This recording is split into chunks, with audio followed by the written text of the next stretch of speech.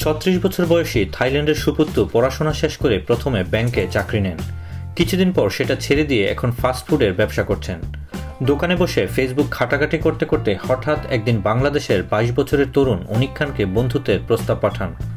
প্রথমে দুজনের মধ্যে ফেসবুকে কথা হতো, পরে ফোনে কথাবার্তা চলতে থাকে, তারপর পরস্পরের প্রেমে পড়ে যান তারা। গত ফেব্রুয়ারিতে বাবা মায়ের অনুমতি নিয়ে তিনি প্রেমের টানে বাংলাদেশে ছুটে আসেন। বিমানবন্দরে তাকে স্বাগত জানান অনিক। এতদিন যার সঙ্গে পরিচয় ছিল ভার্চুয়াল জগতে, বাস্তবে তাকে দেখে আরও ভালো লেগে যায়। অনিকের পরিবারের সঙ্গে দেখা করে নিজে বিয়ের প্রস্তাব দেন জানিয়ে এই থাইকন্যা বলেন, সে যাত্রায় অনিকের পরিবার লোকজন বিয়ের প্রস্তাবে সাড়া দেয়নি। মাত্র ৫ দিনের ভিসা নিয়ে আসায় না সূচক উত্তর নিয়ে বাড়ি ফিরে যায়। এ মাসের প্রথম দিকে আবার তিনি ছুটে আসেন। পারিবারিক সম্মতি আদায়ে সফল হন, তবে বিষয়টা খুব সহজ ছিল না। তার ভাষায়, অনিকের পরিবারের সদস্যদের হাতে পায়ে ধরেছি, দিনের পর দিন কান্নাকাটি করেছি, না খেয়ে অনশন করেছি। 18ই মে পর্যন্ত ভিসার মেয়াদ।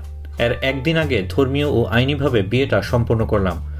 ইসলাম ধর্ম গ্রহণ করে নতুন নাম নিয়েছি সুফিয়া খাতুন। গতকাল বিকেলে আদালত চত্বরে সুপুত্র জানান, থাইল্যান্ডের সমাজে বহুবিবাহ একটা রীতি হয়ে দাঁড়িয়েছে। আমি এটা পছন্দ করি না, তাই বিয়ে করলাম না। হঠাৎ করে ফেসবুকে বাংলাদেশের অনিকের সঙ্গে পরিচয়। ওর সরলতা আমাকে মুগ্ধ করে। ধীরে ধীরে ওর প্রতি আমার আস্থা জন্মেছে। আমি ওকে ভালোবেসে ফেলেছি। ওকে আপন করে নেওয়ার জন্য বারবার এদেশে ছুটে এসেছি।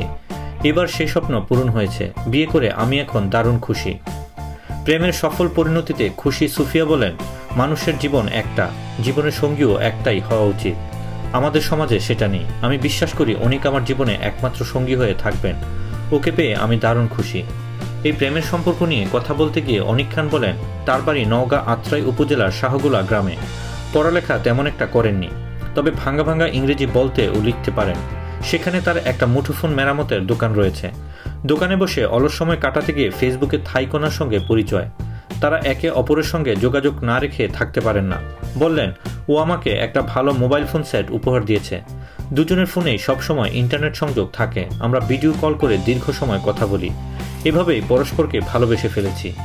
স্ত্রীকে নিয়ে বলেন, ও আমার জীবনের অবিচ্ছেদ্য অংশ। আমি ওর সঙ্গেই সারা জীবন থাকতে চাই। অনিকের বাবা আজাদ হোসেন বলেন, মেয়েটি খুব ভালো, আমাদের আপন করে নিয়েছে। আমরা গরিব, শিক্ষিতও না, কিন্তু এ নিয়ে ওর কোনো কষ্ট নেই। পুত্রবধূ তাদের ছেড়ে যাচ্ছে, এজন্য তাদেরও কষ্ট হচ্ছে বলে জানালেন তিনি।